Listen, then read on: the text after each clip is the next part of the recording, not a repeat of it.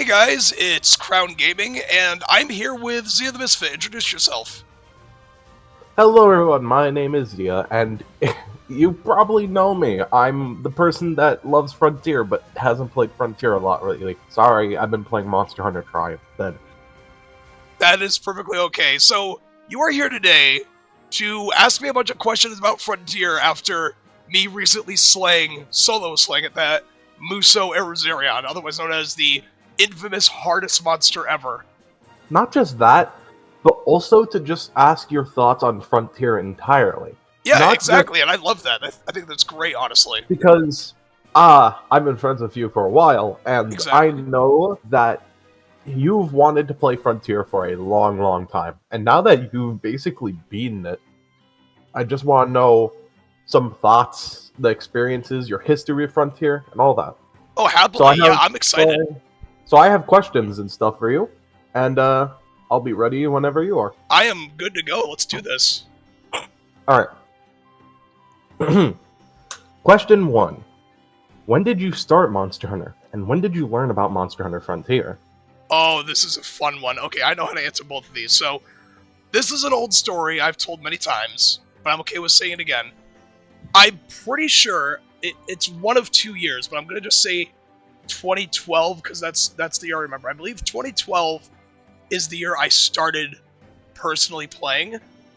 In 2011 specifically, I had never heard of Monster. I didn't even know it existed as a concept. But then there was this guy, this YouTuber. His name is PrinceBoo21.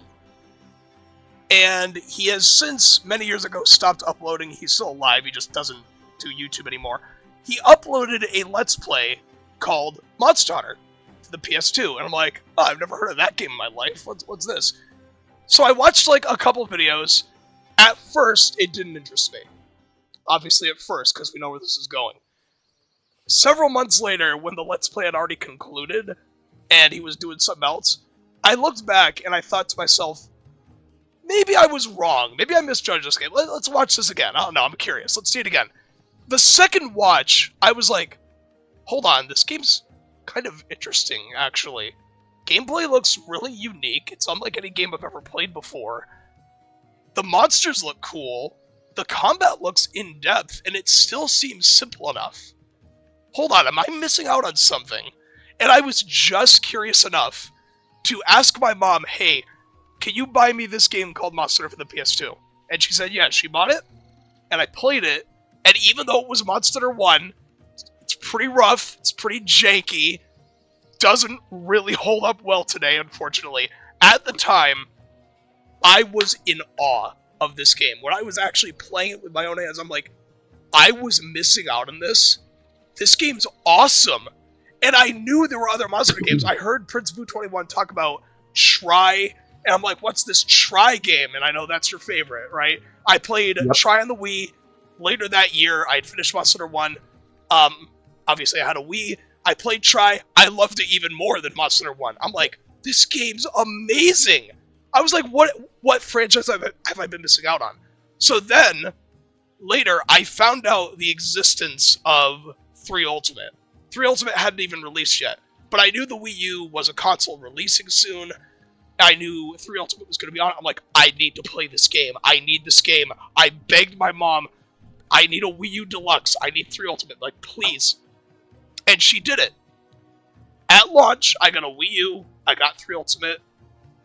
And it became one of my favorite games of all time. At the time, I think it might have been my most favorite game.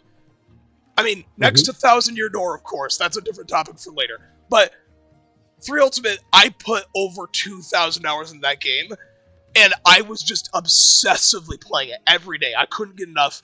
I was wowed with the graphics. It was like my first HD console game.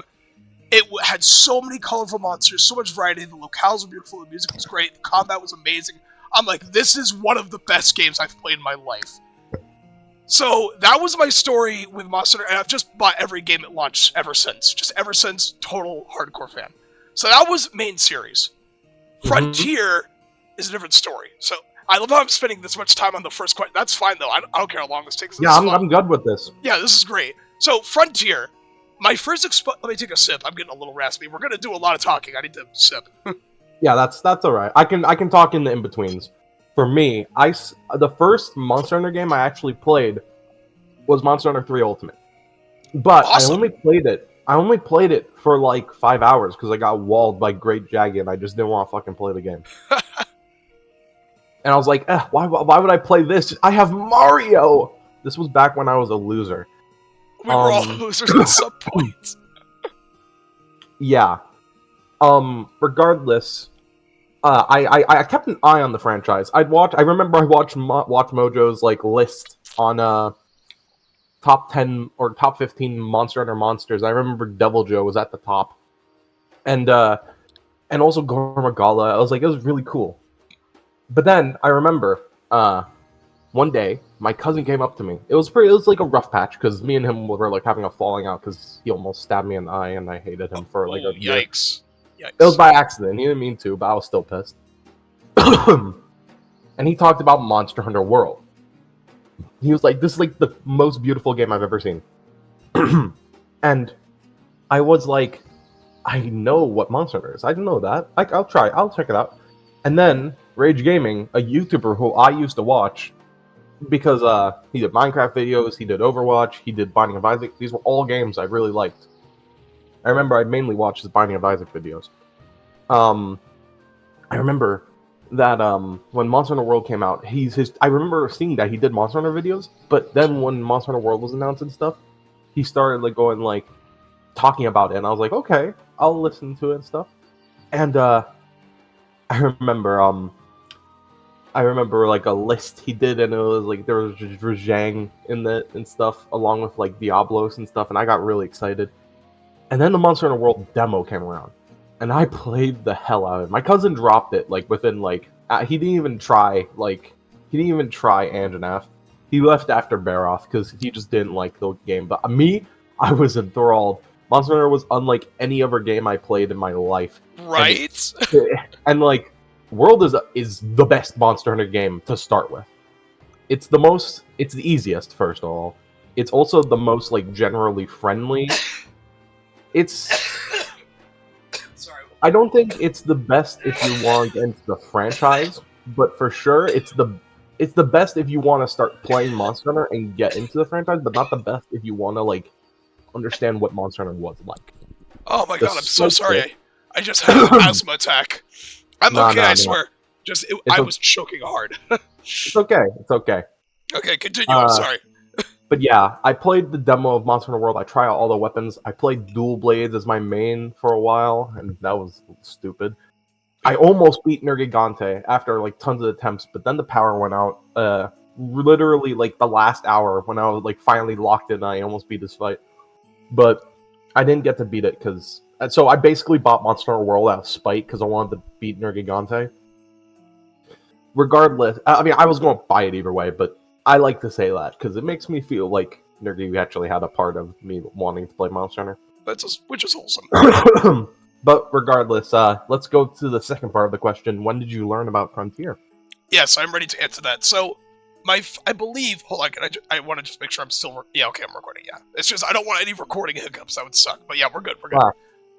So anyway, my first exposure to Frontier, I'm pretty sure, to my knowledge, was sometime in high school, roughly, which was... God, that was so long ago. So I just remember, at that point,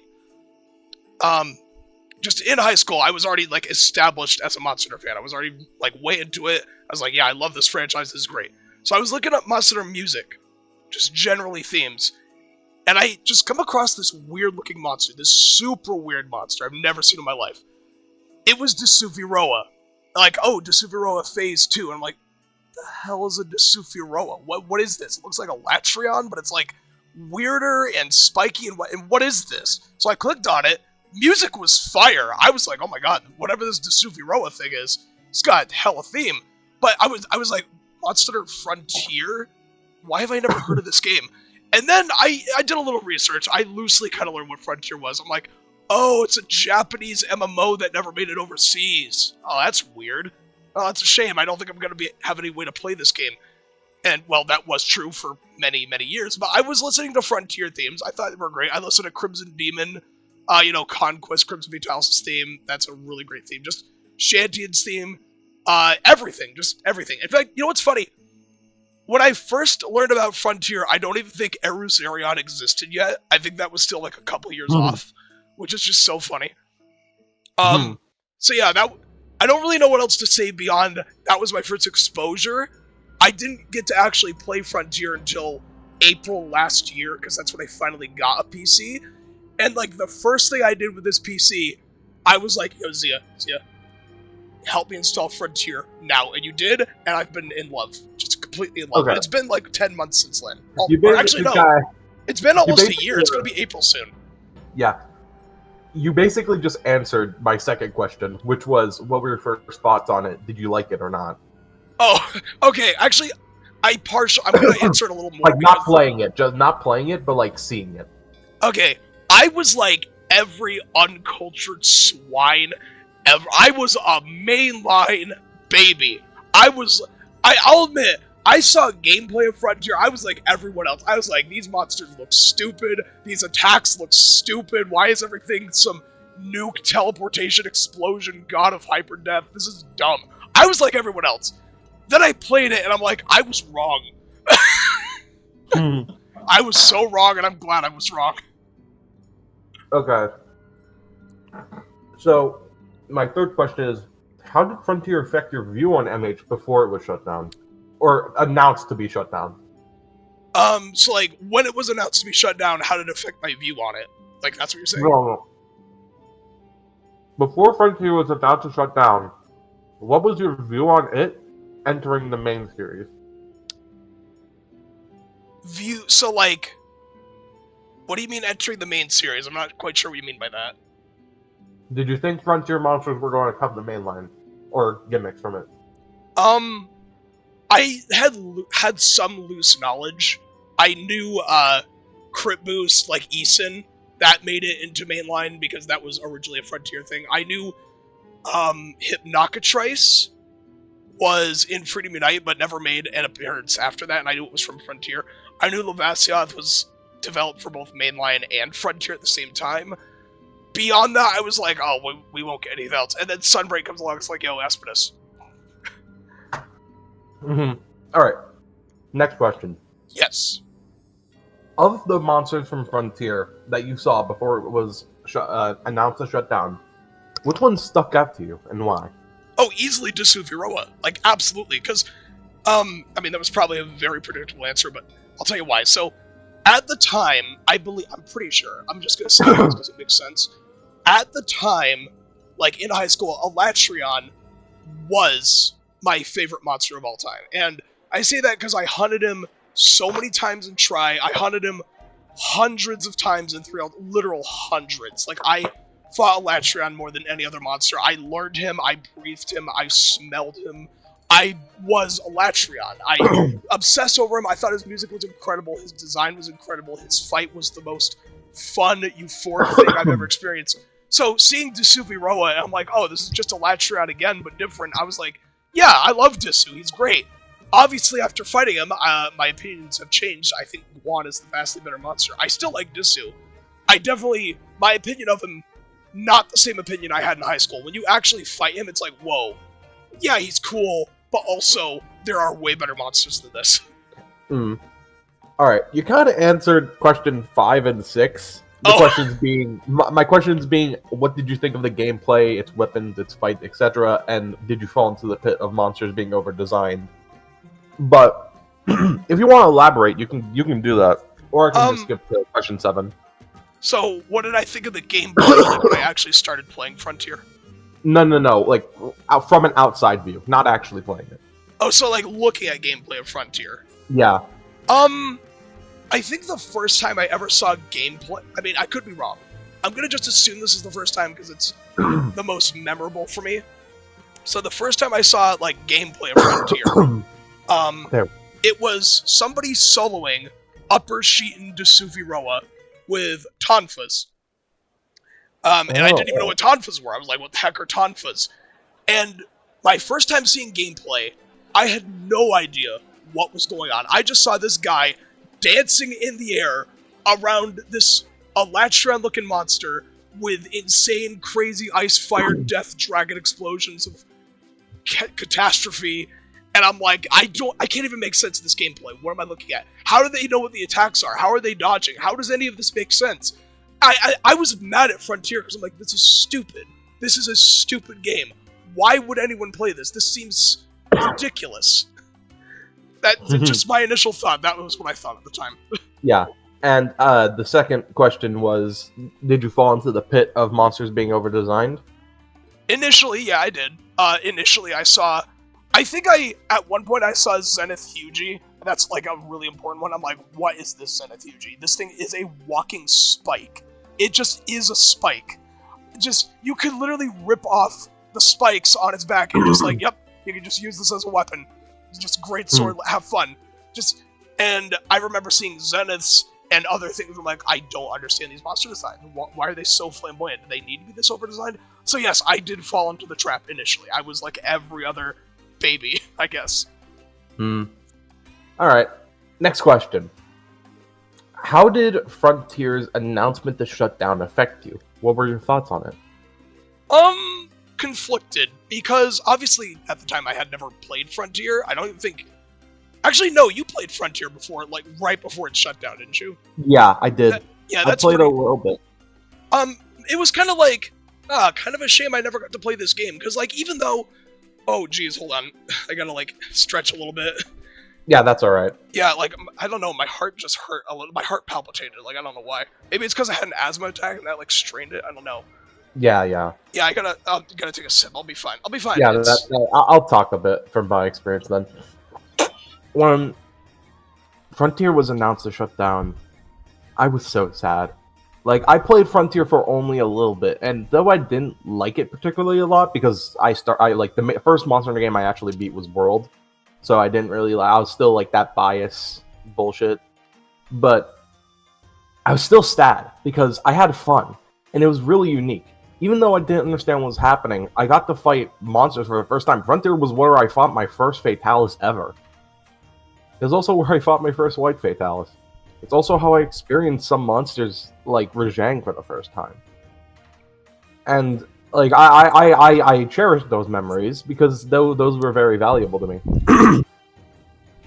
But I was really sad when Frontier shut down because even though like I wasn't the most fond of it at the time, I still like thought about the people who loved the game. And I knew there were people that loved the game. I would see people like talk about it all the time. I'd see them get angry at Rage Gaming for insult and for like spreading hate on it and shit. So of course I felt bad because no one deserves their game to be taken away from them. Especially one that like means a lot to them, and one that you sink a lot of time into, like Frontier. So, to continue what I was saying, because I think I feel decent now. Yeah, that's alright. I was more like, well, I mean, that's a shame. I always secretly, deep down, as a Monsters fan, kind of wanted to play Frontier, but I was like, how am I going to even access this game? I don't have a PC. Don't I need like a Japanese social security account or not account number? I was like, how am I even going to play this game? Don't I need like a subscription? I was like, there's no way I'm going to play this game. It's impossible. I don't even know Japanese. Yeah. So when it was shut down, I'm like, I guess I'll just never get to experience this game. I mean, I kind of disliked it just from an outside view, but deep down I was like, it would be cool at least. And then I found out that like the source code was received by I don't know how that happened, like however they obtained the source code or whatever.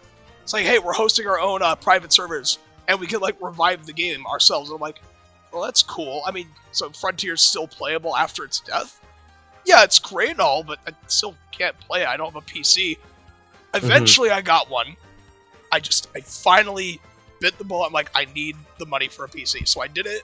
I'm like, okay, wow, I have a PC. And then Zia's like, yo, you can play Frontier, let me help. And I'm like, yes, please, here we are. I have the game, I can play it, this is amazing.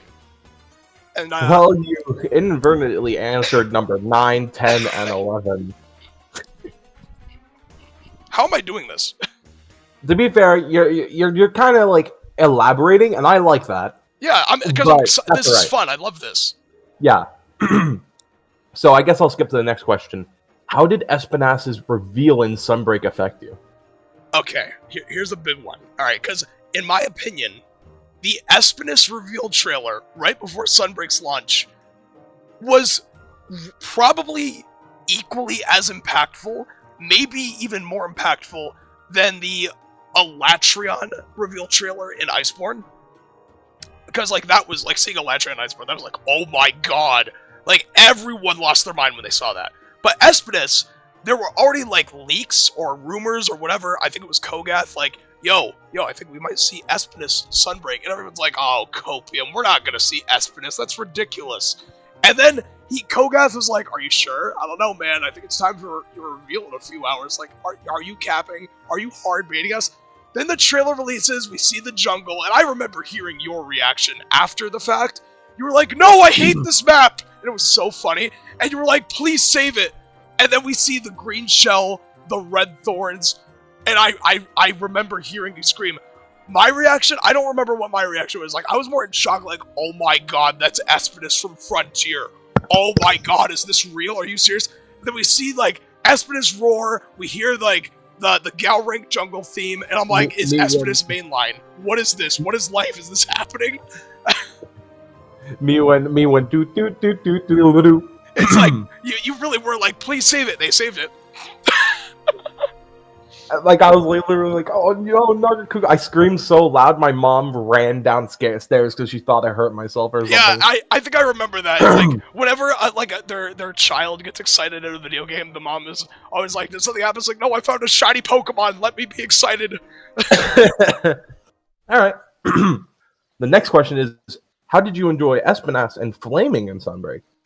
Really cool monsters. Like, honestly, when I saw them in Frontier, I was of the opinion, like, oh, this seems like just kind of a generic Wyvern fight. It's like Rathian again, but like different. No, when you fight Espinus, you're like, this is not Rathian. This is not Rathian at all. This is way different. Like, Espinus does have a simple moveset. Like, I don't think anything about Espinus, like, super stands out, but it's just different enough to be like, this is a unique monster. It feels unique. Like, its charge attacks don't feel like normal charge attacks. Like, clearly Espinus, like, it's a multi-charger. It's not just one charge. It's like, he charges, then he does like a quick spin, goes right back at you. He's got a triple fireball from the ground. It's like Rathalos' triple fireball from the air, but it's from the ground, and then he like blasts back with a third, and that's cool. There's just enough differences. And also poisoning, paralyzing, and setting on fire with a single attack. No other monster does that. It's just enough of a difference, like, I can justify Espinus' existence and enjoy it for it. It's great, honestly. And Flaming as well, because I also asked for Flaming. Yeah, okay, you're right. So Flaming, it was a case where it's like, okay, well, we got Espinus. Will we see its subspecies? Yeah, we did. It was just renamed, Bronze Espinus, Cactus Espinus, Sunset Espinus. Like, it was just called Espinus subspecies. And then we see it's called Flaming. And I'm like, oh, is it going to have, like, the move from Frontier where it, like, charges up a nuke and then drops it? And it did. It did. It even had, like, a follow-up version of it where, like, it nukes once and then it nukes again from the air. I don't think it does that in Frontier. So yeah, just seeing Flaming, really cool. I thought that was great. We even got the Hazard event quest, so it's like it's Flaming again, but with like a more advanced moveset. I'm sad we didn't see White Espinus. However, hear me out. Assuming we see Espinus again in Wilds and Flaming, I bet you they're gonna bring back White. I think we're gonna see White Espinus in Wilds, or at least Portable 6. Man. Okay. Next question is, how did I affect your opinion on Frontier? I don't think I would have ever seen Frontier the way I do now if it weren't for you. Like, you totally changed my perspective on, like, everything. Like, honestly, I almost feel like I've somewhat been converted into just you, straight up. And that's not even a bad thing. That's not a bad thing at all. I'm just saying, Frontier, my experience with Frontier, it wouldn't have even happened without you. Like, pretty much the way you feel is the way I feel, for the most part. Alright. Okay. How did it feel to finally get your PC set up and play Frontier? It felt like I had been released from a prison. It's like the locks and chains that were holding me back, not just as a content creator, but as somebody who enjoys video games. It's like I had the bird had flown from its cage into the open wilds, the roaring, beautiful, crisp, breezy mountains, and I could just do whatever I wanted. Just the whole world was now at my fingertips to do as I please. And still being in that position a year later, it's like, I'm gonna buy Elden Ring with Shadow of the Erdtree on PC. I have World and Sunbreak. I haven't played it much on PC, but I do have it. And I'm gonna play Wilds, because I don't have any other console to play Wilds on. I literally need to play it on PC. I don't have a PS5. I don't have an Xbox Series. No, I need to play the game on PC. I have no other options. So this works. It's perfect. Mm-hmm. How did it feel to set up Frontier then? I'm not smart. I'm a big dumb. Literally, the setup process was definitely complicated. It was easier than, I guess, what it was a long time ago, because, like, I think you said it used to be longer and more complicated. You used to have to, like, do zero tier. You had to, like, change files in your computer. You had to have to sign in to use certain bullshit. But now it's as easy as download file, make sure your Windows Defender doesn't eat the game, and play the game. Yeah, and I still would have been confused by that, but you did it. The process took, like, what, 10 minutes, an hour? Like, it wasn't long, and, like, I was playing in no time. Download times, it was, like, 15 minutes. Yeah, so I'm glad you helped me through the process, but yeah, it was pretty quick. I'm like, this is not that bad. Not at all. And the last part of that question was, how did it feel to finally play Frontier? Initially, kind of weird. I was definitely, like, excited. I'm like, oh my god, I'm gonna play Frontier. In the beginning, it was slightly weird, and I'm gonna explain why it was weird. The beginning doesn't really feel like Frontier. The beginning just kind of feels like, oh, I'm just playing another monster game. I was going through the same locales, fighting the same monsters, like, nothing really feels different so far. It was cool, but I'm like, I'm just kind of playing GU right now, or for you, or whatever. Once I got to Ruko, because Ruko was the first, like, new Frontier monster, I'm like, oh, okay, wow, I'm fighting Ruko, this is cool. First original Frontier Elder, that was great. I got to Espinus, I'm like, oh, hey, it's Espinus, I fought you in Sunbreak a few months ago, that's cool. And then I got to high rank, and more specifically Gal rank. I saw monsters like Tordkless, Kawaru. Don't go through into it too fast. I've got other questions to ask. Yeah, I know, but like then I got to Supremacies, and I'm like, oh my god, this game's crazy. Like when I hit G rank and Extreme Style, that's when I'm like, yeah, this is Frontier. That's when the groove sunk in, and the ball was rolling. I'm like, yeah, I'm into this now. This is way different. Whoa, here we go. This is crazy, and here we are. All right. The next question is, how is your progression through HR 1 through 3, and what were some notable monsters and fights to you? Like Tycoon Zamaza, Abayarugu, Ruko, Espinas, Pyropuria, Gogomoa. I remembered you were wowed by Gogomoa, especially. Yeah, it's like my feelings on these monsters do change, like, after, like, experiencing the game enough. Of course, like, the first time experiencing it, you don't forget it. It's like Gogomoa, cool design, unique concept for a monster. Fighting it was really interesting. I was like, oh my god, this monster is S tier. I'm not going to get into this yet. I'm pretty sure this might be a question for later. There is, like, a big problem. Like, one gigantic flaw Frontier has once you reach endgame. It doesn't detract from the, like, enjoyment for the game that much. This is still probably, like, my second favorite. I'm still playing it. I still love the game. It does have a rather large flaw that I will probably get into later, and I think you know what it is. Yeah. But anyway, I guess I think I've answered that question pretty well, I think. Yeah, that was good. The second question was, how is the difficulty spike in HR4? And do you remember, like, Beru, White Espinas, Flaming? Yeah, I do remember those monsters. I'm like, wow, this game got saucy. This game got spicy. I was like, yeah, this game's pretty hard. It definitely feels like... Beru was the first monster we failed at, right? It was Beru or Dora. I know Dora killed us once, at least. I don't know, those guys are kind of crazy. Alright, the next question is, what were your thoughts on the first 3 styles? Earth, Storm, and Heaven style. Okay, so this is where things got a little weird for me. Not in, like, a bad way, but in more like, oh wow, my brain needs to, like, hard adjust. Because, like, I was so used to just normal weapons working the way old gen weapons work. Like, okay, this is familiar. It's old, but it's familiar. Having to adjust to, like, new styles, I'm like, oh, wait, I have this new thing I can do? Like, on one hand, it's cool. It gives you more options to deal with monsters that get faster and stronger. So, like, you need to use them. They're effective. They're powerful. It's not really a choice for the most part. So, it's like, oh, now your longsword can do this quick parry kind of thing. And I'm like, oh, I gotta remember that. And then, once my brain adjusted, I realized, oh, this is super helpful. It's hard to, like, adjust to something new, like a new playstyle. Once you adjust it, though, it's like, okay, yeah, I can see why this is valuable. It's just, your brain, it's kind of lazy. It's like, it doesn't really want to learn. It's like, oh, but you have to. It's like, okay. And then you do it. It's like, all right, that was worth it. I got over the hurdle. Now I'm good. That kind of thing. All right, good answer. Yep. HR5 was a particularly long experience. It was a lot of quests. It was really an endurance run, especially with all the new fights you had to experience. Ignoring the obvious one, what were some notable monsters? So HR5, that is this Gao or Supremacy? It's Gao, right?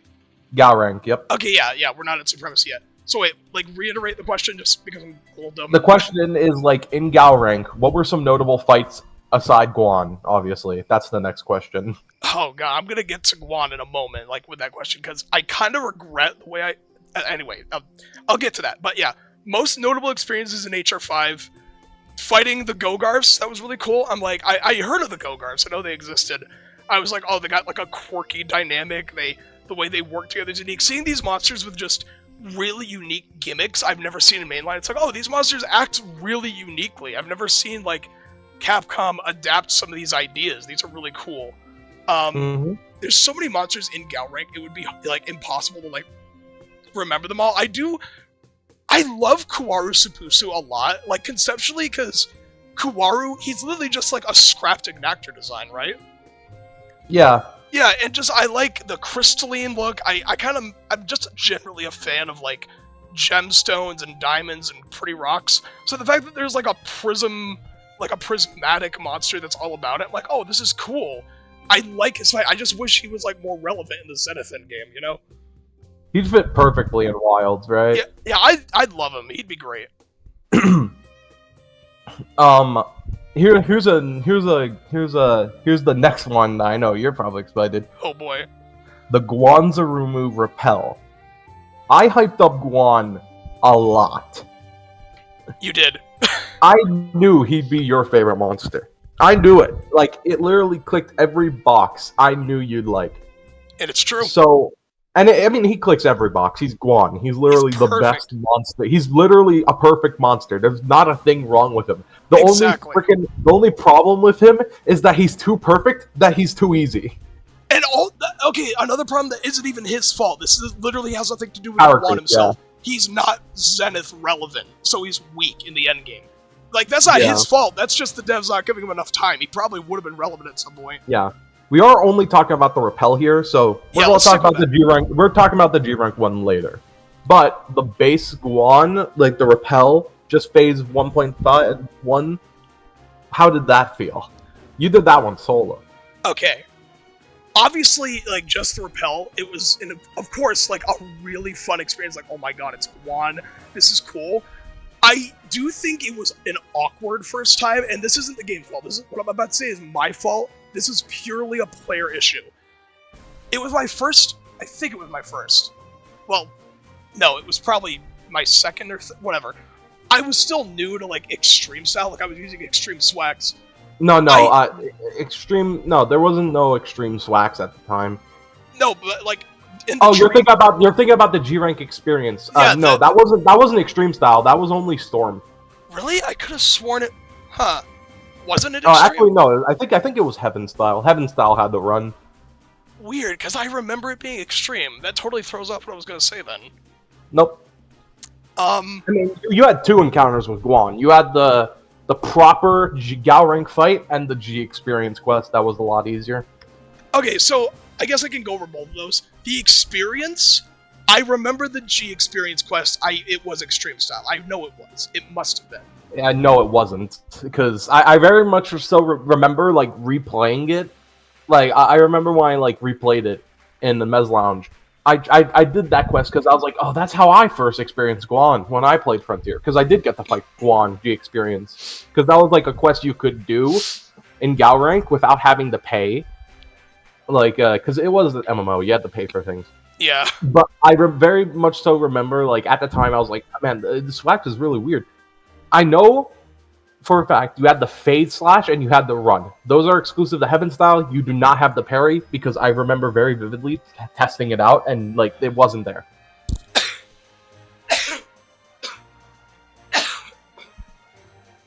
Sorry. Yeah. I mean, I don't know. I guess that kind of throws off what I was going to say then. I mean, you could still talk about the Gal rank one, like the one you fought with like Greatsword. Oh, okay. I have a lot more to say about this one then, because this one I remember more like specifically. Okay, I didn't need to do this. I did it just because I wanted to, though. I attempted to solo it. Solo it with my Gal rank set. I had like the Narga Seregios, like Affinity Evasion set, you know, all that good juicy skills we like. I had the Narga Greatsword. I'm like, I'm gonna solo this. It was the hardest thing I had done in Frontier at that point in time. Soloing the Gal rank Guan Repel. I won. I actually succeeded, but it was ungodly hard. I loved it, but holy lord. Okay, so I'm gonna explain what this was like, because I didn't record it, but I can tell you my experience. I went in there with the Greatsword. I went in there with the Narga Seregio set. I'm like, I'm gonna do this. I get in there. I'm like, okay, I know he's got slow, methodical attacks, but they're all very fair. There's a very clear way to avoid them. I gotta get in there, learn it, do it. I'm like, I need a good attacking spot. His tail seems like a pretty soft hit zone. I'll try to target the tail. And I just went for it. And I was fighting him for like, what, 20, 25 minutes, just a long time. Really long, grueling fight. He was hitting me. I was using my items. I was down to the wire. By the end, I think I was out of potions. I could only afford like 1 or 2 more hits before I'm done. Like one cart left. Like this was it. It could not be closer. I hit his tail. Quest ends. He flies away. And I won by the skin of my teeth. And I felt amazing. I felt amazing because I had like learned the first phase of Guan. I was dealing with the attacks, I was experiencing music, I was like, this is epic, this is intense, this is cool, it's rigorous, and when I won, it felt worth it, because I'm like, I needed to clear this quest. It was like a required key quest, and I did it myself. I'm like, I did it. That's so cool. It was an experience I remember. It was one of the highlights of this game. Perfect 10 out of 10 experience. I loved it. Great to hear. All right, Indeed. The next question is the Supremacies, HR6. This is a little. Oh my god! I gotta like watch. I need. Hold on. We can go back and like watch some of like the videos. Well, I need to get water because like. I don't yeah, know, that's all right. That's all right. Yeah. I'll talk. Just yeah. Actually, I'll take my headset with me just so I can still hear you. But I need water. Like. Okay, something's that's happening. Right. Yeah. Okay. My experience going through... I've had to play Frontier a lot. It's the main reason why I haven't been playing Mez Lounge a lot. Because I've played through the entire game, like, frickin' 3 times now, and I've lost my save data every time. And I know Mez Lounge is definitely going to be the one to stay. It's going to be the one that, like, I know is going to be the one I'll always come back to, because it's always going to be available there for me. But I didn't really get to experience... I mean, okay, I played it all solo, and Frontier is not meant to be played solo. Like, you can do it solo, it's way harder, but I did nothing but play it solo. Sure, I had like hot pots at the time, but dude, going through Gal rank, especially like I played the before everyone like patched their servers to make progression longer and shit. So I did that like beforehand, but it was still kind of insane. Like when I had to do it with like Sorba, we did 2-man Gal rank, and like it took us genuinely a whole like weekend of just playing Frontier to get through the entire rank, and that was 2 of us. I had to do it again solo, and it was it was way harder because some monsters are just not meant to be soloed and stuff. Like Vol'jang was especially difficult to me. Haru was so hard. Hard Metal Goo was so hard. He is Hard Metal Goo. It was a struggle going through that. And oh geez, Supremacies. So I think Supremacy Pyropuria has a very well spot in my heart. No, he's unique. He's cool. I love Supremacy Pyropuria, one of my favorite monsters in the franchise. He's so cool. He's so amazingly designed. He's so fun. He's so unique. He fits Pyropuria perfectly. He expands on him. He just feels perfect. He's like a nightmare, gross-out version of him. Yeah, and it's funny because in reality, Pyropuria is a nightmare, like, disgusting animal, but, like, he's like a joke and treated as, like, derpy cute. But, like, he really is, like, if you're, like, smaller than him, he's your worst nightmare. He's a goober. He's a gooby wooby, but then he's eeby weeby.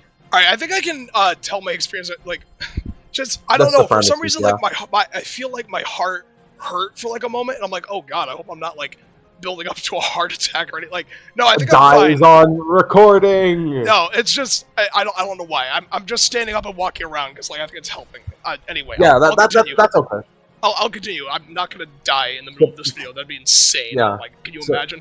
Anyway, I mean, if I suddenly stop talking, you know what happened. Anyway, this is not going out to the public. Yeah, that'd be crazy. So anyway, Supremacies. Here's where it gets a little controversial. And it has to do with Mezzo Lounge. And, like, look, I'm gonna understand where they're coming from with this, but, like, I'll explain, because, like, it's a little back and forth. So, Supremacies. You were hyping up Supremacies for their insane difficulty. You're like, oh my god, they're harder than everything in mainline.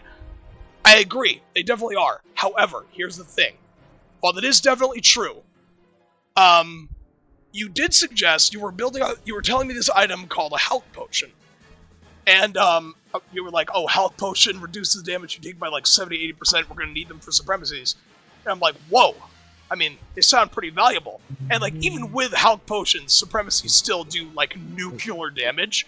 So the fact that I was taking that much damage from them with health potions, I was like, how hard would they hit without them? I mean, the only exception was that weird unknown that I soloed because it wasn't hitting that hard. I think it had to do with, like... I don't know. Maybe it's because, like, I was soloing it and I couldn't get it to, like, the final enrage quick enough, so it didn't hit that hard. I don't know. But yeah, I remember... It's like, okay, we used health potions, it was still hard, but we beat them. I didn't really understand, like, how Mezzo Lounge, like, the server, specifically feels about health potions. I didn't realize their mentality surrounding it, so, like, when I had already progressed deep into Zenith, like, I was getting to the end game doing crazy stuff, and Mezzo Lounge found out that I used health potions for Supremacies, they were, like, disgusted. They were like, oh my god, you used health potions for Supremacies? What are you? Why would you do that? It's like, they were like shaming me. It's like, how dare you use health potions? And I'm like, are they like seriously frowned upon? Like, what am I missing? What's the mentality? They were like, oh, nobody here uses health potions because like it makes you play worse, or it's like a sign of weakness. Or I do kind of like agree with them to an extent. I think that health potions, like, seriously, like, they hinder how much fun fights can be in this game, because health potions make it so that you really just don't... Yeah, it really just makes the monsters mainline monsters. And, like, easy. It makes them way too easy. You don't have to actually learn their fights. Like, imagine, like, you probably would have spent, like, a week on Supremacies if you actually, like, had to take the time and learn them, right? And I think that would have made for, like, more, like, interesting footage, more interesting opinions on the monsters, better experiences. All that stuff. So, my question is, was there a particular reason why we did it? Because, like, you were like, oh yeah, we should use health potions. And, like, I didn't know how much felt. I suggested it because I know that, like, you really just wanted to get into G rank fast. So it's just like, I kind of want to just I suggested it because I just wanted you to, like, have a remedy. So in hindsight, in hindsight, was it like a regrettable decision to use Hulk Yes, potions? I think we definitely should have spent more time on that type of thing. Properly, like, experience the supremacies, because they're only in high rank. And, we definitely should have cherished what we had back then a lot more. That's fair. But I'm not even saying like Mezzo Lounge is wrong for saying like no, they do have a genuine point. It's like, oh well, yeah, maybe I shouldn't have used health potions. Maybe I should have experienced them like in their more raw, like high damaging ferocity. Because like that's always something like they're understandably gonna make fun of me for. It's like, oh, you use health potions on supremacies, lol. Everybody pick on them, and like I guess it's warranted. It just kind of hurts a bit when it's brought up. It's like, yeah, but what's done is done. I can't like time travel and fix that. It's a decision I made, and that's how it worked. You know, just it's kind of a shame, but like I can't like blame them. It's just sad when it gets brought up. But oh well, what can you do? It's already done. Yeah. I guess next question. Yeah, next I was about to say I was just taking a breather. Yeah, same. The encounter with Shantien, the repel. Okay. All right, Shantien, buddy. So, I remember that cutscene loaded in, saw Shantien fly in, music was peaceful, serene, and I'm like, oh, we're going on an adventure with this. And obviously, like, compared to the supremacies, like, Shantien, it's easy. Like, Shantien's like the breather. It's like, oh, you get to rest now. It's like, alright, cool. I remember, like, Phase 1, oh, it's just kind of laggy across, for the most part. Like, Phase 1's not too crazy. Then he takes flight, starts storming, I'm like, oh, wow, now it's, like, laggy across, but a Matsu, or he's swimming, and he's still not that different, but, like, he starts ramping up, it's like, alright, I'm feeling this. Then he gets to Phase 3, and he starts zipping around the place. I'm like, whoa, this got real. Like, shooting him down, like, having to, like, get him with the ballista, and, like, that pins him to the ground. Just, it was hard to, like, fully appreciate it until I got to, like, the final phase in G-Rank with, like, a level 1 or whatever quest. But ultimately, like, I could still feel, yeah, I can tell this is definitely, like, an experience worth remembering. Obviously, the Urgent doesn't give you the biggest impression on Shantien. It was still a really good one, and it was still a monster I'm glad I fought all the same. Yeah. The final phase really is where it's at, though. That's, like, where it gets crazy. It's like, yeah. amazing. I remember, like the four of us did the level, like, 9999 Extreme one. That was the best Shantien experience. That was perfect. Yeah, it was phenomenal. Okay, next question. And this is one that I do to everyone. And I have made my pupils do the same to others. The Dure Madeira sacrifice. The Blu-ray Madeira. Me sacrificing everyone to Dure Madeira. How was it to see Dure Madeira fresh out of G-Rank? So, okay, obviously, so, like, just having, like, my high rank gear against Dure Madeira, like, obviously, I knew this was going to be an impossible, like, unwinnable one-shot death fest. I'm like, yeah, we're doing this for lols. We're not beating this, obviously. But seeing him, I loaded into the quest. I'm like, I didn't actually know what you were posting. I didn't suspect it. So then I get to the Sky Corridor. I'm like, wait a minute. I know what she's doing. I know what this girl's up to. And then we walk in. We see Dure Madeira drop in. He's got his swole, buff muscles. Because Dure Madeira is jacked. He's got... Genuinely, like, if he had modern graphics, he'd be insanely ripped. Just the veins on his bulging muscles. It'd be like raging, but like more. And hearing his music, like, even though I was dying, right? I had high rank gear. I didn't know his moveset. I was just constantly dying. I didn't care. It was fun. It was cool. I was like, it's amazing. I can't wait to, like, fight him for real. It took me a while to, like, get around to it, but, like, my god, Dure Madeira is a fantastic monster. He's so cool. I remember, like, getting a team together and, like, yo, I want to get to the arrogant True Slay. And, like, eventually, I think it was, like, Motogeddon, and I think, was it Sarah I was with? I think we actually killed Arrogant Dure Madeira as a trio. We three-manned it. And I was like, oh my god, I just true slayed Arrogant. Like, not alone, but I still did it with a team, and that's great. It was fun. I do agree normal Dure Madeira is a better monster overall. Like, he's just the objectively better fight. I still like Arrogant. I still think Arrogant's cool. He's just not as well designed. That's all. Alright. Next question. how did extreme style feel? It was definitely the easiest style to pick up and learn, because like it gave you the full toolkit, it gave you the parries, it gave you all the mobility options you could ever want. So like, compared to Storm and Heaven, Extreme was the easiest to pick up, because I'm like, okay, I'm gonna stick with this forever. And I picked up Extreme Swax, I got the parries, I got the fade slashes, I was feeling like this is the best Swax has ever felt. And I remember just for fun, like I was like, oh, I want to solo, like I got my gear acquisition Swax, level 50, I got my Donru armor with like Gurren's Brew Decos. I'm like, I want to solo a G-rank monster. So I'm like, Espinus. Why not just go with classic Espinus? So I fought it, I soloed it. It was like, I almost failed.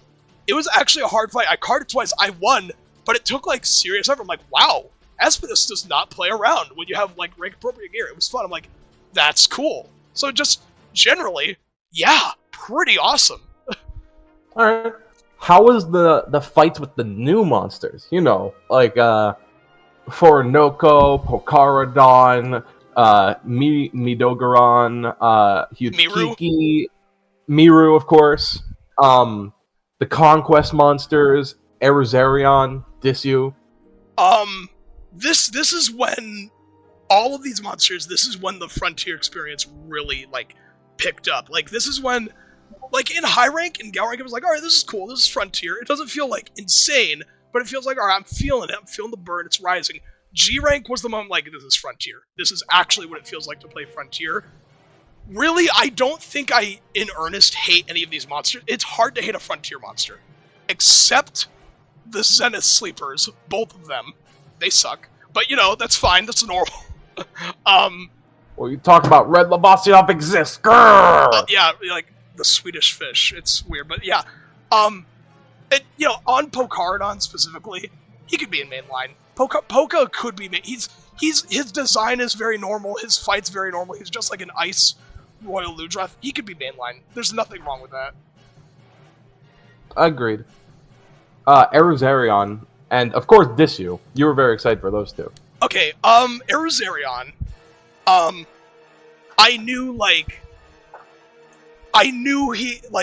think my first exposure to Eruzerion was actually his Muso. Like, I think I learned about his Muso first. Because, like, it was just, I knew, oh, this is the, like, critically acclaimed hardest monster. So even just fighting normal Eruzerion, like, the normal G-rank, like, tame version, was still like, whoa, I'm fighting the lesser version of the hardest monster. I was like, this is top secret government agency. I can't let the public know about this. I don't know, I'm silly. But, like, it was fun, because I'm like, this is cool, I want to know what a Muso's like. And then I remember, like, I think you brought me on the Muso just as a joke. We had, like, G-rank gear. I didn't know you posted this, like, oh, don't look at this quest. And then I join it, and then I see this, like, Eruzerion with, like, a black body in this burning, freezing aura just coursing around him. And I'm like, oh, we're gonna die, aren't we? And I remember we failed the quest in, like, 30 seconds. Yeah. I was like, oh, so this is the hardest monster. This is fun. And just, even when you know you're gonna lose, it's still fun. You're still having fun, and I love it. It's great. And Disyu, I was really happy to fight him. Obviously, I'm like, oh, Disyu was like my high school crush, you know? He's like the monster that got me into Frontier, and I obsessed over him for years. I fought him. He's fun. He's cool. I like him. I enjoy him. But after just doing the level 1 hunt, I'm like, huh, I kind of expected more. I think it's because I was used to watching footage of the Sheetan. And then I got to the Sheetan, and I fought the lower Sheetan Disyu, and I realized he just one-shot. And I'm like, this is kind of annoying. And then my opinion of him dropped, because just overall I like him, but he's not as, like, pretty or refined of a fight as Guan. He's just overall a lot worse. But, yeah, he's still good. I still like him. Yeah. Miru, of course. One of the best monsters. Like, absolutely, one of the greatest monsters of Frontier. It's like, obviously, that music. That music, I listened in high school. Like, whenever I was at a high school study hall, I was always listening to Miru's theme, like, obsessively. It's one of my, like, maybe top 5 Frontier tracks. It's a work of art, how good the music is. And the fight is unbelievably unique. Just being able to, like, transform into several different forms It's like speed, crystal, power, and they all work differently. They have like different strengths of weakness. I'm like, this is like the best pseudo wyvern fight I've ever experienced. And the Muso. I know the Muso gets flat because it's like a weak Muso. It's like considered one of the easy Musos that you don't have to take that seriously.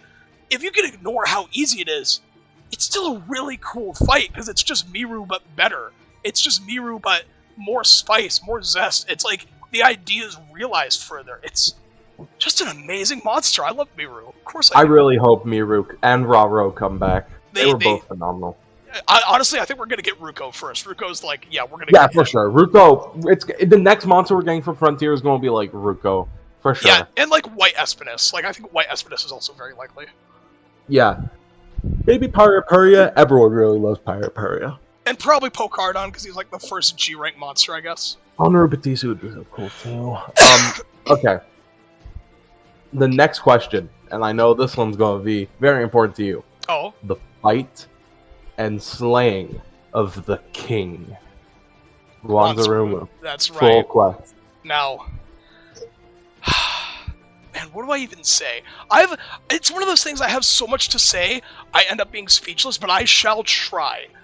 I shall try my best. So, fortunately, my first experience with Wanzarumu was mostly organic. Like, it was almost perfectly the intended way to fight him. We all had G-rank gear. We were at his level. It was, in terms of gear, it was a fair fight. All of the boys together. I think it was Xavier, Gameth, you, and me. Fighting Guan with G-rank gear, perfect. No imbalance. The only imbalance, we had Extreme Style, which he wasn't balanced for, but it was still like a pretty rock-solid fight, even in spite of that. And I remember it took us a few tries. Like, it's like, I think we died once, we died twice. Third time we got him, I was going through it. I already learned a lot of the attacks from Gal rank. I still had to, like, get used to the Phase 2 moves, but I was learning quickly because I was so invested. It's like, I want to learn Guan. I want to learn this epic, amazing monster. Just hearing that music, the dark, stormy sky, his sleek, dark, red aura, like the dragon energy just boiling off of him, his nukes, his just royal, powerful, tremor-inducing attacks, his majestic roar. I was like, this is the best monster. It's really just as amazing as you hyped it up to be, maybe even more. And when we slayed him, I literally cried. I literally cried when we slayed him because I was so happy. Like, he's perfect. He's the best monster, and I'm just sad he didn't get touched by Zenith power creep. Why? Why does he get this fate? How do you think I feel? I got fucking arrogant during Madeira. I'm not happy with that stomp spin. It went from one of my favorite moves to the worst. It's like, oh yeah, you have a During Madeira that holds up to Zenith power creep, but it's a worse fight than the During Madeira that doesn't hold up to Zenith power creep. So at least like, Ruler is still a really good fight. Yeah, like, he's the easiest Muso, but he's still fun. Like, he's still cool. I like him. He's epic. He's awesome. I just want him to be harder. Yeah. Okay. Next question. Early hunting road and the ultimate road white Fatalis. Okay, so obviously when you do road like hundreds and hundreds of times and like you experience tens of thousands of floors over the course of like a year, eventually you kind of get bored of road just because you've done it so many times. But that's anything. Anything will suffer that fate after a while. Like, that's just normal. That's not the game's fault. That's just how it works. But like, still, the concept of hunting road, I do want to see it visited in mainline. I do think the concept is great. I remember doing it for the first time. Oh, so you get to go down this road and hunt a variety of different monsters and get points and buy cool stuff? And I'm like, that's like cool. That's great. That's fun. I'm like, the concept of road, I want it in mainline. That it's a fun end game. Like, even if you get tired of it after a while, conceptually it works. I like it. And oh boy, Road Fatalis. Now, obviously, I've killed this guy 500 times. Literally, I have over 500 Fatalis kills. I've slayed him literally half 1,000 times. He's a joke. Like, you can bully him, he's nothing. But when you first fight him, and you don't have, like, Zenith gear, he's kind of a nasty challenge in all the right ways. Like, when you're not bullying him to death in, like, 2 minutes and locking him down, and you actually have an honest-to-goodness fight, Road Fatalis is one of the best monsters in the game. Obviously, his music is infamous. His music is like Miru levels of infamous, because you hear it I remember hearing like Road Fatalis' theme on YouTube in high school, and I'm like, this is godlike music. It was divine how just incredible it was. It's one of those themes in my high school study hall I would listen to all the time because I couldn't get enough of it. And then I fight him. We all have G rank gear. It's a struggle because we're not like powering him to oblivion. No, it's a good fight. He's doing a lot of damage. He's fighting back. His attacks are powerful. It's almost like Kwanzarumu in the sense that it's like it feels royal, like you're fighting this divine entity. Yeah. And I don't really have any complaints. It's just an honest to God, like, if you can ignore, like, Zenith power creep and the fact that you can just bully him so hard in the late game, as a monster, he's perfect. He's an amazing variation of Fatalis.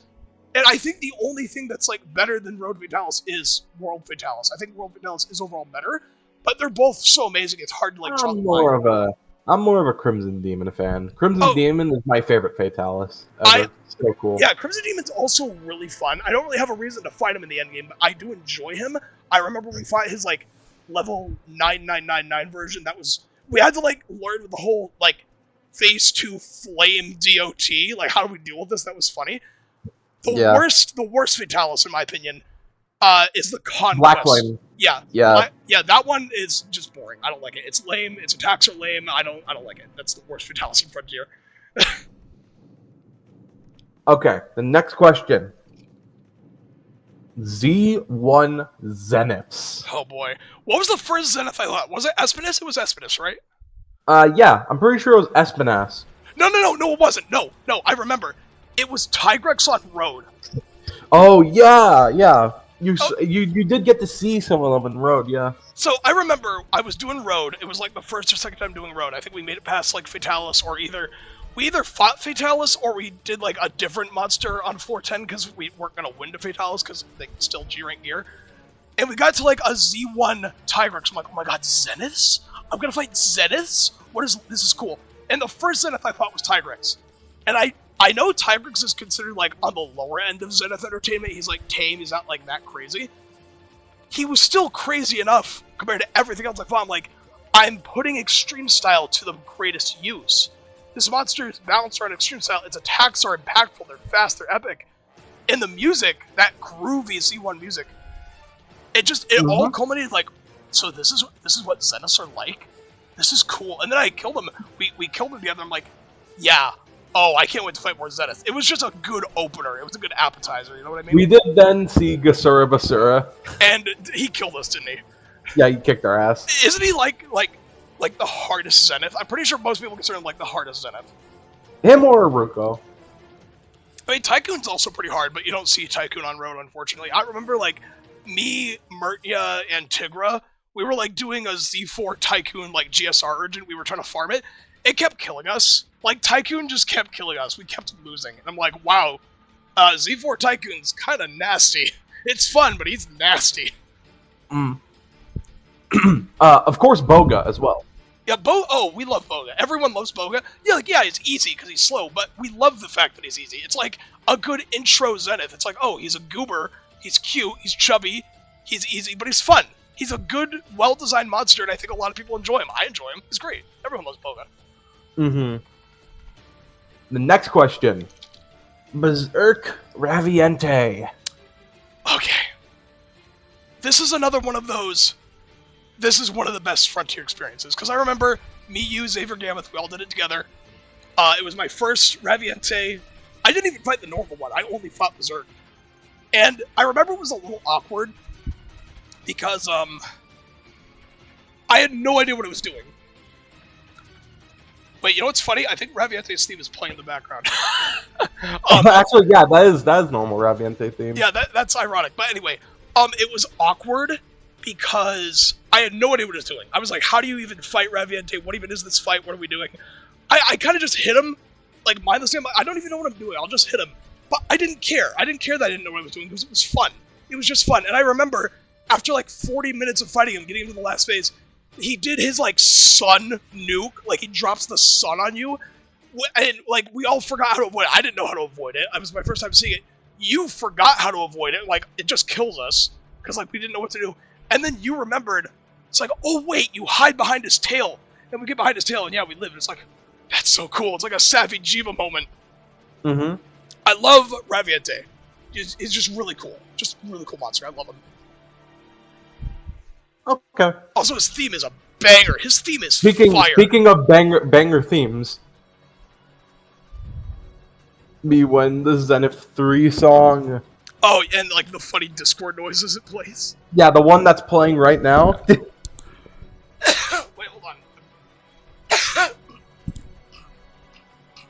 let me listen to the background music. No, wait, that's not the Wait, same no. I'm stupid. That's high. That's G rank Volcano. My bad. Go. Oh, I actually love G-Ring Volcano. Like, G-Ring Volcano. Yeah. I heard it, and my brain immediately thought of fucking Mito Garen. And so I was like, oh, is that Mito Garen? But no, that's just normal Mito Garen. Okay, the next question. The end game grind. The high-level Zeniths, the Ravi weapons, the end of high-level road, and the Shiten monsters. Okay, I'm going to give you my thoughts on all of these. So generally, and this is where I am going to cover Frontier's biggest flaw here. This is where it comes into play. It doesn't ruin the game. It's still Frontier. It's still an amazing game. I still love it. I still play it like almost daily. This is definitely the thing that hurts the game the most, but I'll get to it. So Z4's, Muso's, just everything. The biggest, baddest Frontier guys. Really fun. Because like at this point, you're really strong. You got the best sets. You either have a Z4 set, you're like almost GR999, or at least close to it. You're putting your skills to use. These monsters are really making sure you take use of extreme style, your mobility, your iframes, your parries. You gotta learn the movesets, you really gotta play around them well. Monsters have one-shot attacks. Health potions won't even always save you. Sometimes you can't even use health potions on like the extreme difficulty quests. This is really where Frontier shines the most, and it's fun. It's not like it's unbalanced. No, it's fun and good. It's high-level play, but it still feels like it was cohesively balanced and designed well. And I like that. Mm-hmm. However, as fun as it is, and as much as I enjoy doing it on a regular basis, this is Frontier's biggest downfall, unfortunately. Because, and I occasionally, rarely, I don't like when this happens, I get into arguments with Mezzalounge about it. But, like, I get why, and I'm not even saying they're wrong. I'm not mad at them. I'm just saying it's kind of a shame it's like this. So here's what I mean. Most of Frontier, like 90% of it, a lot of it, it's just kind of useless. It's largely irrelevant. Once you reach the Zenith endgame, and you have your Ravi ZP sets, Frontier goes from, this is the hardest monster game, to, oh, wait, only 10% of it is the hardest monster game, and the other 90% is probably the easiest stuff ever. And look, I know why this happens, right? Frontier is a little unfortunate, because it was shut down before the Zenith rank could complete itself. Obviously, the devs wanted to go all the way to Z9. They wanted to make Zenith for everything, every monster, just fully flesh it out as a rank. They were also going to they were going also nerf Magnet Spike. Yeah, either nerf Magnet Spike or buff all the other weapons. Like that's the thing with Magnet Spike. It was released on the last update of the game before shutdown. It's like that's kind of crazy. So basically, Frontier is the hardest monster game, or one of the easiest, depending on your perspective. It's all about the perspective, and I can explain the perspectives. From a new save file, you're a low-rank leather bone baby. You got nothing. No extreme style. From progression to finish, it's hard. It's absolutely the hardest game, and I know it is. It's brutally, bone-crushingly, insanely hard, absolutely surpassing all of mainline. 100%, no questions asked. Once you reach the end game, you really only have that 10%. You got the Z4 Zeniths, you got the Musos, you got the Shitens, and anything less than that is a joke. And that joke is sadly like 90% of the game's content. So that's why when I talk with Mezzalounge, just like, oh, 10% of Frontier is hard. And then they get mad because like, oh, why are you calling this game easy? It's Frontier, it's hard. It's hard if you're progressing, not if you're at the end game and you stay at the end game. So it's like, it's either the hardest game or the easiest game depending on how you play it and how you look at it. So like, look, I guess objectively speaking, if we want to look at the game normally, yes, it's the hardest Monster Hunter game. If you play the game the way I do, it doesn't feel like it, and that's why Mezzalounge isn't wrong. I get it. Like, they're gonna watch this video, I get it. It's a hard game. I just wish it stayed hard for most of it. You know what I mean? Like, that's sort of what I'm getting at here. It's the game's biggest flaw, by far. But it's still an amazing game despite that flaw, and I think that's impressive on its own. So, those are my thoughts. Alright. The next part of the question, aside from high-level Zeniths, what about road? Like, farming road. And, like, getting to 100 or whatever. Hold on. Yeah, take a breather. Let me just take a sip of water, because, when you talk a lot, you need water. Mm-hmm. Okay. So how I feel about road now. 500 Fatalis in, and, like, probably over 10,000 floors over the course of a year. Kind of bored of it. Understandably, because, like, if you do it for that long, yeah, of course you'll get bored. That's just normal. It's not the game's fault. That'll happen with anything. I still like road. I still think it's a well-designed endgame. I still think we should get it mainline. And, like, yeah, sure, on occasion I can enjoy it. I can just chill, I can relax, I can do road with other people. Get some points, bully some monsters, fight a few Zeniths on the side, experience Vitalis. It's cool. It's just, after a while, you kind of just... You no-sell it, you use, like, one brain cell, and it's like you can just kind of autopilot. It's like, alright, I'm just kind of doing it. I'm, like, listening to a totally different, like, video on my phone while I'm doing it. Because it's just, it gets mindless after a while. I still like it. It's still fun and well-designed. I'm kind of bored of it now. It's fine, though. It's normal. It's not an issue, really. Uh-huh. Of course, Ravi weapons. Okay. Alright, buddy. Here's where it gets crazy. Now, the thing with Ravi weapons, I understand how they were supposed to work. When live servers were active, and we didn't have the luxuries of fan-run servers with, like, modded, like, altered shops, and you can buy, like, 10,000 Divine Power Gems in bulk, and upgrade Ravi weapons, like, easily. Like, we can get maxed out Ravi stuff in, like, a handful of road farming hours. It's nothing. It's absolutely nothing to get a Ravi weapon. Back then, you had to fight them for, like, months. You had to fight, like, thousands and thousands of Ravis to get, like, the best stuff. And people were literally killing themselves. Like, actually straight up dying of exhaustion or whatever to farm Ravi weapons. Like, it was a problem. So they had to, like, limit it to, like, weekly or bi-weekly events or whatever.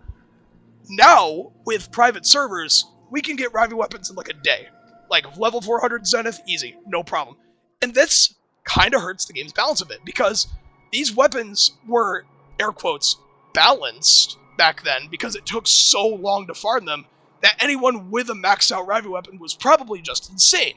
If you had a 400, like a Z100 Ravi spike, you were an absolute nutcase. What are you doing with your life? Now, everyone has them. I have several maxed out Ravi weapons because it takes no time to get them. They're easy. And because these weapons are so overtly overpowered, and they needed to be overpowered to justify the grind to get them, just having full access to them means you can just kind of bully anything. Like, the game becomes easy even in its most difficult parts, because, like, Z4 Zeniths, yeah, they're still really hard, Muscos are still really hard, but you now have the massive advantage of using a weapon that required months of grinding to get, and you got it in a few hours. It's not healthy for the game. It absolutely is not, but it's fun to use them. It's fun using a really overpowered weapon. It's just, you definitely didn't really earn it the way you were supposed to, so it's like, that's kind of how it is. They're fun to use, but they are ungodly broken, and for how easily you can get them, it's not a good thing. It's definitely unhealthy. Alright, next question. Well, actually, no. One last part of this question. Yeah. Sheetens. Okay. Now, here's the thing. Here's the funny thing about Sheetens. I both like and dislike them at the same time. And here's why. So, Unknown. Sheetan Unknown. I remember I soloed the lower Unknown, and that was one of the coolest fights in the game. That was, honest to God, like, so fun.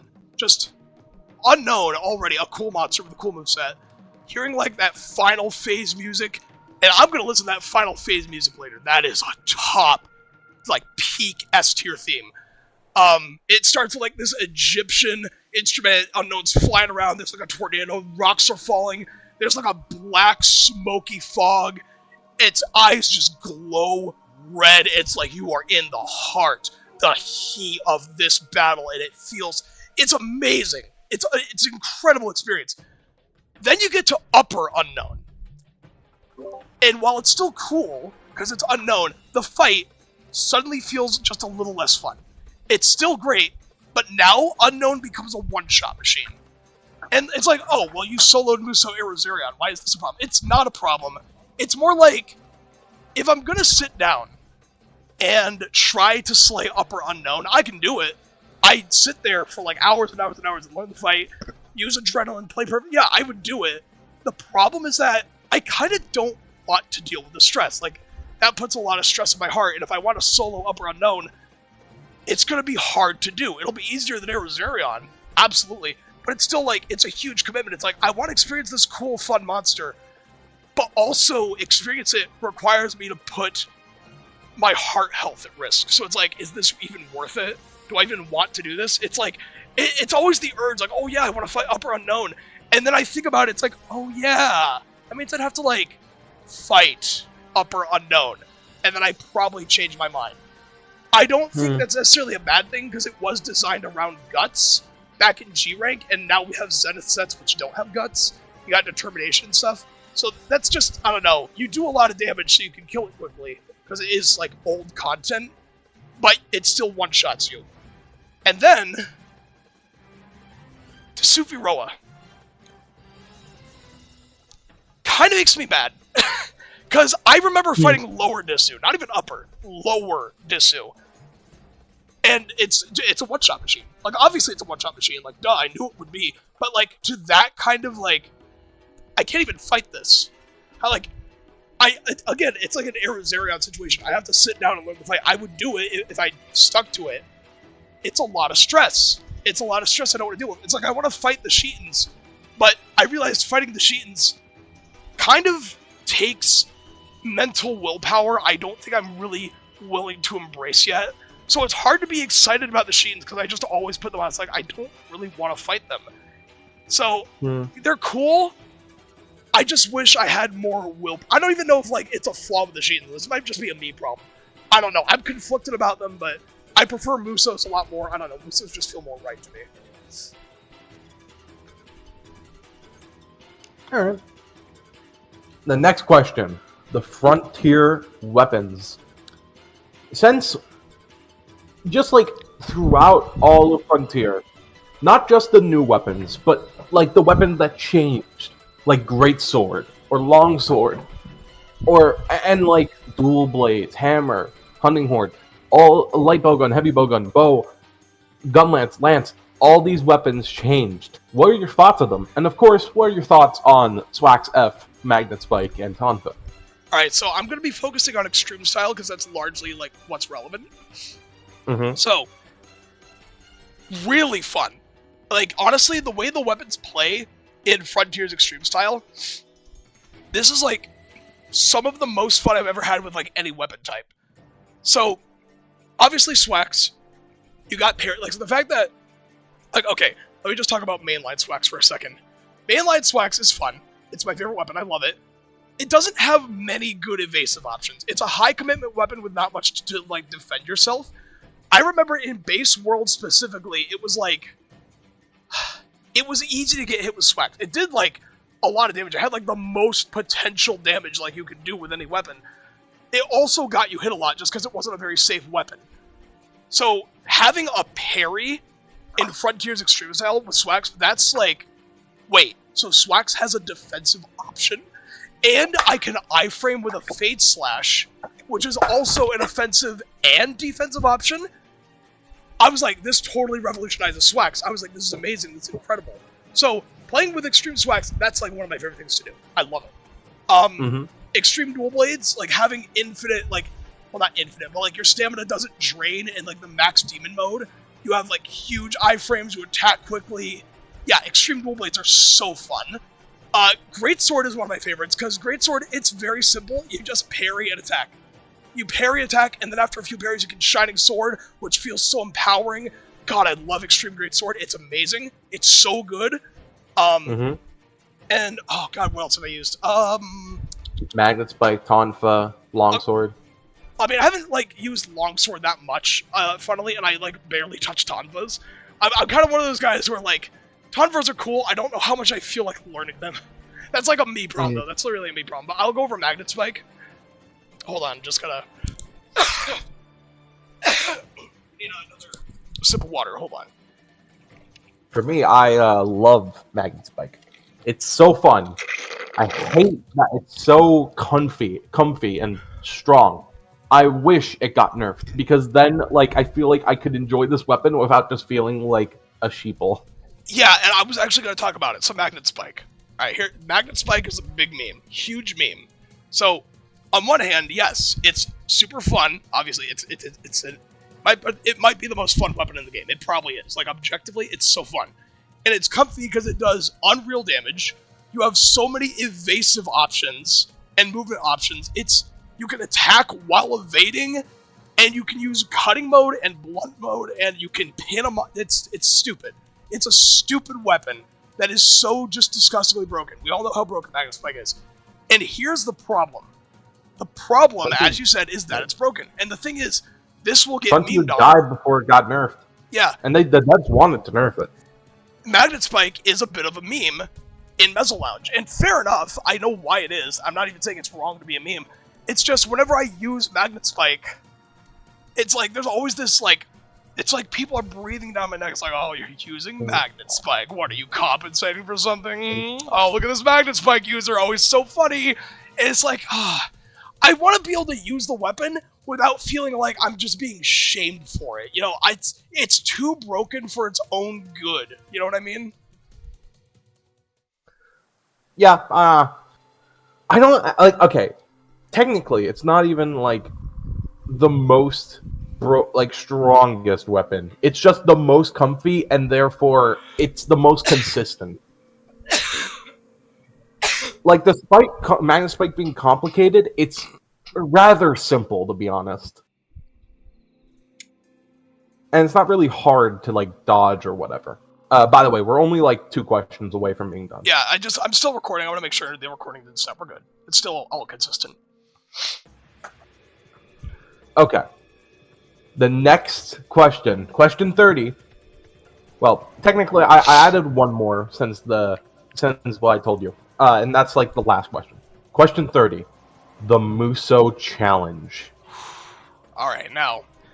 Musos through and through. I am happy to talk about this. So, Musos. As we know, they are the... Not one of. No. Remove the words one of. They are definitively the hardest monsters in the entire franchise. Like, it's not even a question. Nothing in all of Monster Hunter is harder than the Musos. They really are the ultimate challenge. The peak of anything you can do. Which makes me sad, because, like, there are 4 Musos that are, like, easy. You know, the 4 easy Musos. But, like, the other 6... The other 6 are just unreal. And this... I feel like the Musos are partially... I mean, them in tandem with Zeniths are the reason, like, a lot of mainline players don't like Frontier. They just take, a face value look at Musos and how utterly godlike insane they are. And they're like, Frontier's cringe. What is this game?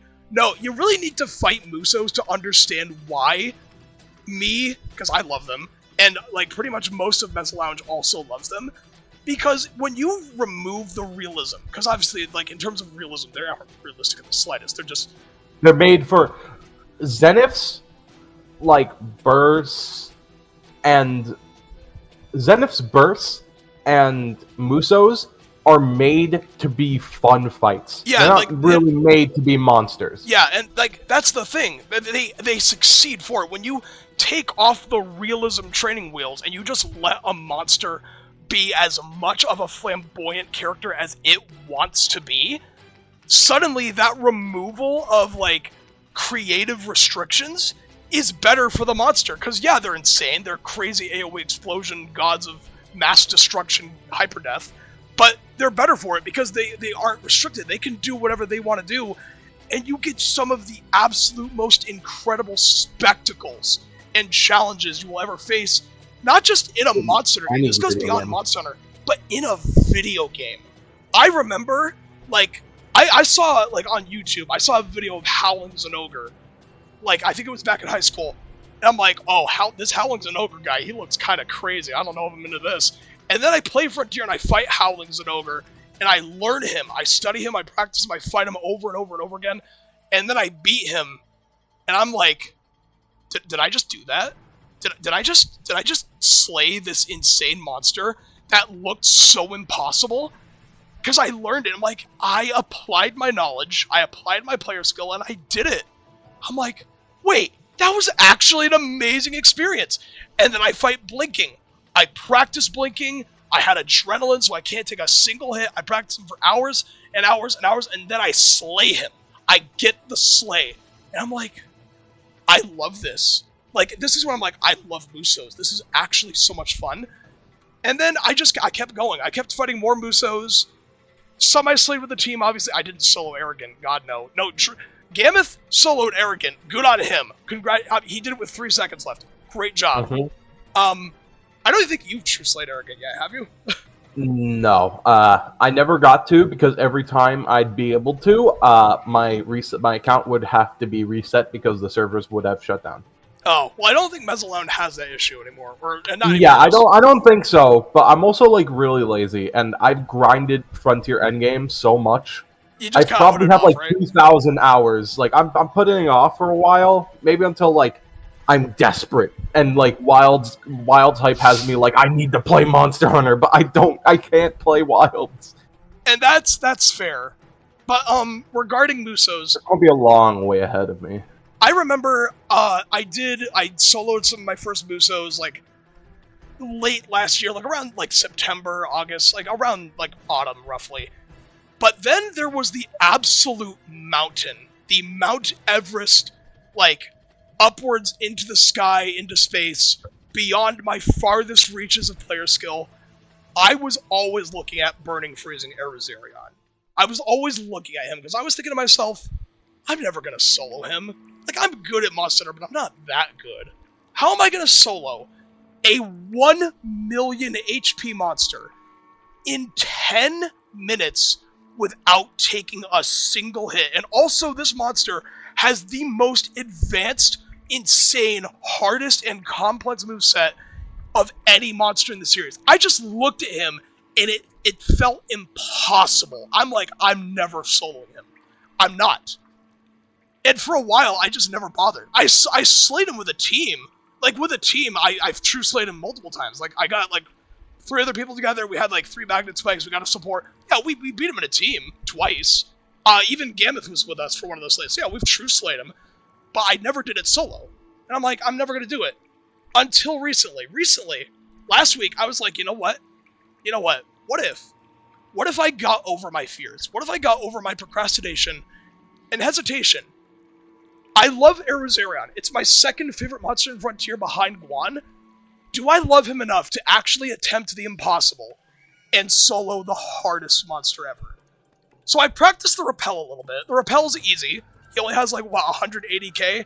He's done in like less than 2 minutes. Like, yeah, anyone can solo the Repel. That's easy, whatever. But then the True Slay. I saw that 1 million HP. I saw that 10 minutes. And I'm just like, I'll try. So I sit down, I open up some streams, and I just start grinding. I fight him, I study speedrunners, I study Kyrie, because Kyrie is a god at this game. He might be the best player in the world. He has, like, the world record on Muso Erizarion. It's, like, 451 with Magnet Spike. Yeah, he's insane. It's crazy. And I went at it. I learned optimization techniques. I learned how to, like, optimize my damage. What are my openings? How can I get in there, avoid him safely, and do damage? How can I do this in 10 minutes alone? I knew I had to run Adrenaline, because I'm not going to kill him without Adrenaline. I knew I couldn't take a single hit. I knew anything less than perfection wouldn't good. I had to push my Monster Hunter player skills to the limit. And I was willing to put myself through hell for it. I strained myself. I exhausted myself. I went through torture to solo him.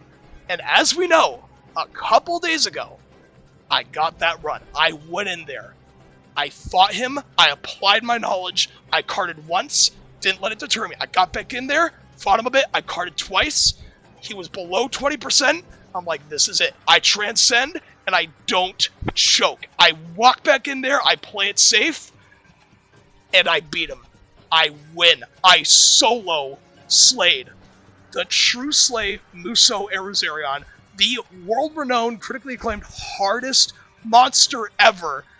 And one of the hardest video game monsters or fights ever. Yeah, so when I slayed him, I was like, wait, did I just do that? Did I just beat the ultimate monster?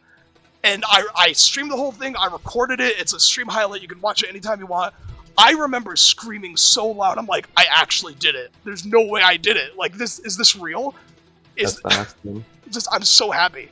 I'm so happy I can say that, yes, I soloed the hardest monster ever. You haven't even done that yet, have you? Burning Freezing?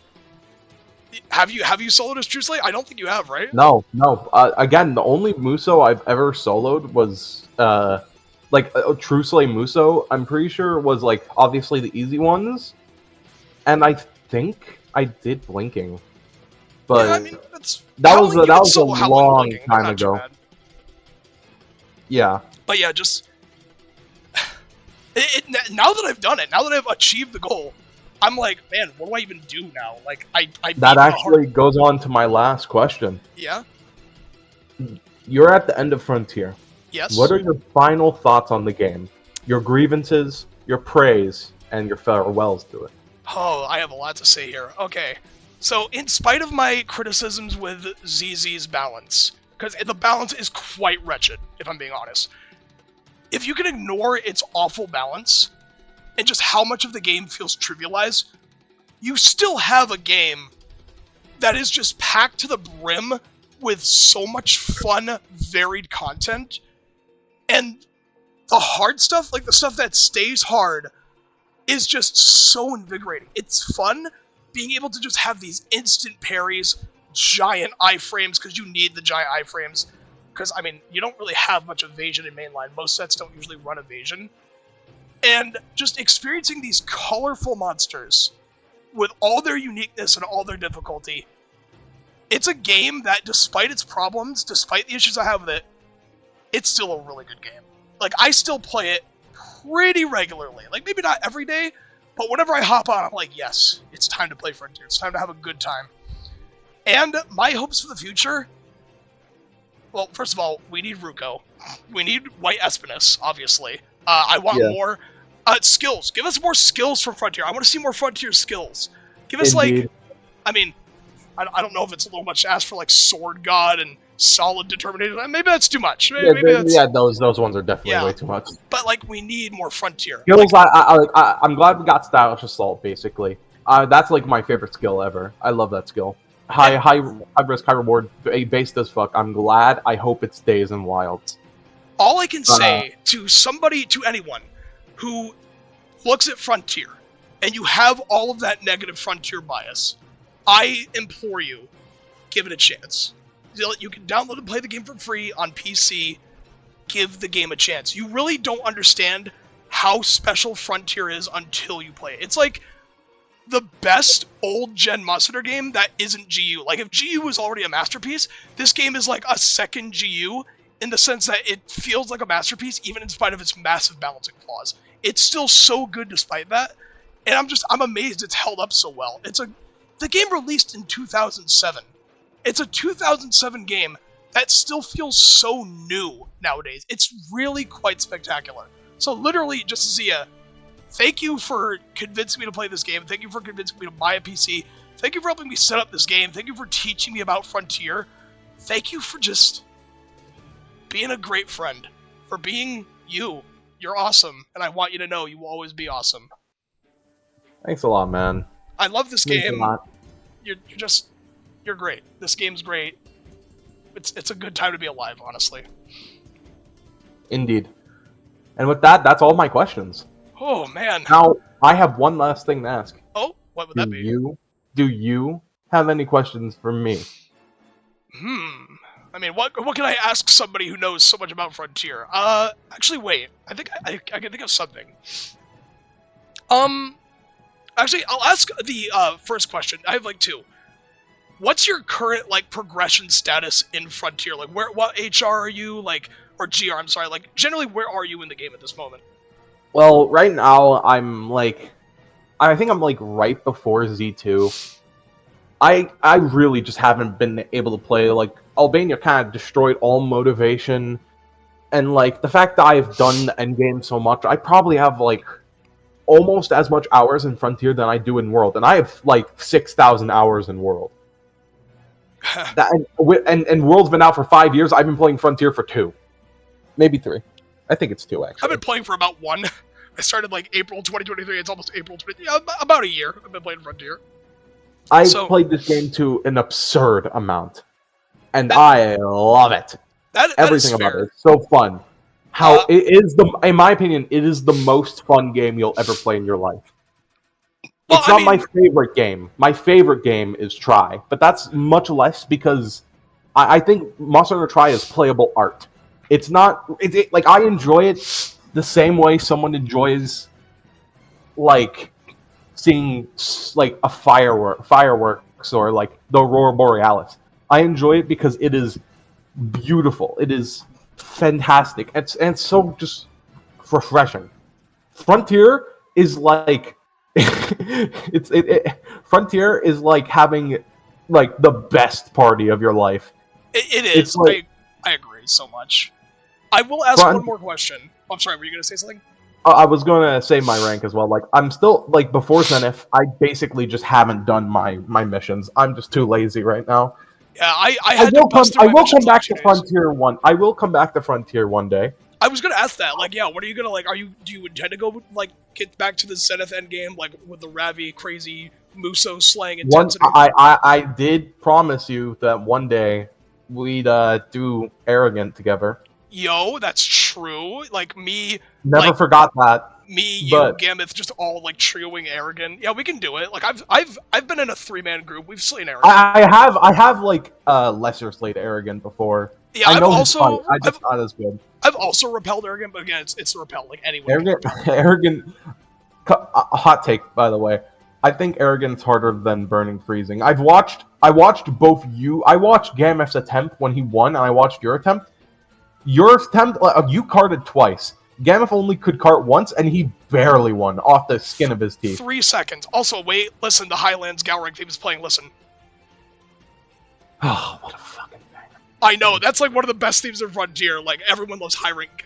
It's befitting we end on it, yeah. Yeah, it's like, oh, that's so fitting. But yeah, I think, yeah, one day you'll true slay Arrogant. Like, you owe it to yourself, you need to true slay Arrogant someday. Like, I've done it a few times, like, in a group. I've never soloed it. I honestly don't think I'll ever bring myself to solo it. But, like, if I could solo Burning Freezing Arrows area, like, I could solo Arrogant if I just tried hard enough. I just don't feel like trying. Yeah. I guess, I mean, is that it? Is that the end of this, podcast? Yeah, I guess that's the end of this interview Q&A featuring me. That was so much fun. Bro, I'm gonna listen to this back later. Like, this was an experience. Like, just talking about Frontier, just geeking out. Like, who doesn't love geeking out about Monster Hunter with a friend who also loves Monster Hunter? Like, this is the best life. This is truly the life to live. I'm serious. Mm-hmm. Sorry, well, that, I need to go rest my voice. I need to drink a lot of water. Thank you all for, I guess, listening, because there's nothing to watch. It was just a screen, but, you know, a podcast. That's always cool. Yeah, just thank you for listening. Thank you, Zija, and peace out. All right.